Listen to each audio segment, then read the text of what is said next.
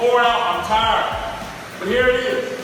Whenever I think about being wore out, being tired, you know, somebody get this on their phone and probably end up on Facebook, but I ain't no little weak gymnast that quits when you go and get stuck. My generation cut from a different cloth. You know, I don't quit when the going gets tough. Been plenty of times when I've been in the car, tired, dog tired, turn around and go back home. You see, I'm not doing this for myself.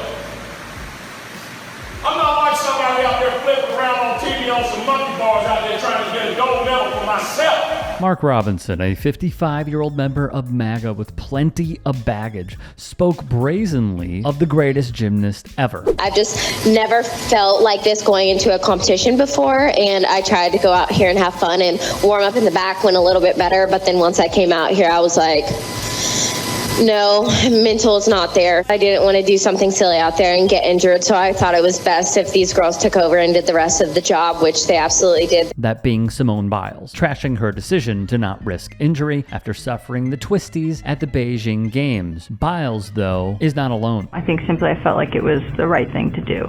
What was said about them and the way that it was said about them, and not talking about the issues that they wanted to talk about, that felt wrong to me. In much the same way that I came to the decision about kneeling, I came to the decision about coming out. It wasn't really a question of, is this the right thing to do? Should I do this? It very quickly became, why am I not? On United States women's national team star, Megan Rapinoe. I'm saying this now, and I've been saying it, and I don't care who likes it. Those issues have no place in a school.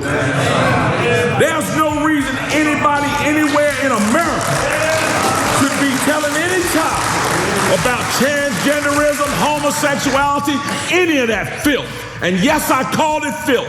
And if you don't like it that I called it filth, come see me and I'll explain it to you. Robinson, running to be governor of North Carolina, not only despises her for simply being a member of the LGBTQ+ community, he devoted plenty of posts to her on Facebook. In 2019, he would write, "I hate to give this foul-mouthed, anti-American space on my page, but I saw the quote and could not help myself." In another, he wrote that she is an unpatriotic nitwit, a moron, claimed she spit on the flag, and labeled her arrogant. He also intentionally put lady in quotes, along with president, when referring to Barack Obama. Of course, it is no shock that he would despise Brittney Griner as well. And here's the thing, whether you're talking about Adolf Hitler, whether you're talking about Chairman Mao, whether you're talking about Stalin, whether you're talking about Pol Pot, whether you're talking about Castro in Cuba, or whether you're talking about a dozen other despots all around the globe, it is time for us to get back and start reading some of those quotes. It's time for us to start teaching our children some of those quotes. It's time for us to start teaching our children about the dirty, despicable, awful things that those communist and socialist despots did in our history. An interesting choice of words here from the lieutenant governor. In 2014, Robinson quoted the Big H in a Facebook post. Somehow, some way, it remains up to this day. Then in 2019, he took to Facebook yet again to air out his thoughts, mainly on minimizing the Holocaust. This would be a pattern of his. It is quite shocking that these remain public and up on his page to this day. Thus, he would use the very same platform to attack Griner, calling her a leftist stooge, stating he had zero empathy for the WNBA star, noting she deserves to be imprisoned. You know, it was a time when we used to meet evil on the battlefield, and guess what we did to it? We killed it. We didn't quibble about it. We didn't argue about it. We didn't fight about it. We killed it. When the Japanese bombed Pearl Harbor, what did we do? We flew to Japan. And we killed the Japanese Army and Navy. We didn't even quibble about it. I didn't start this fight. You did.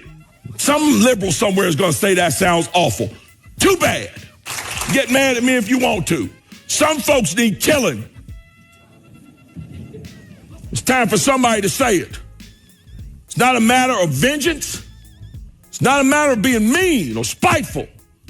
It's a matter of necessity. We have wicked people doing wicked things, torturing and murdering and raping. It's time to call out those guys in green and go have them handle it. Or those boys in blue and have them go handle it.